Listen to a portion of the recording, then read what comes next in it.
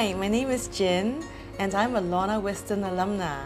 Tjin, what do you work as? I'm an entrepreneur and I'm a CEO. It means I manage a group of businesses that I've started, kind of like I'm Optimus Prime if I was a Transformer and I have Autobots. Can I use what I learned here when I'm CEO when I grow up? 100%. Language and communication are the most important things when you do business, and you'll be able to use your vocabulary and all the words you're learning to do business one day.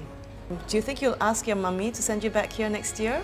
Yes, of course. I need to be CEO. She's like, what this bump? Tjin, what do you work as? I saw that happening in slow motion. Keep on coming to me, think like flower.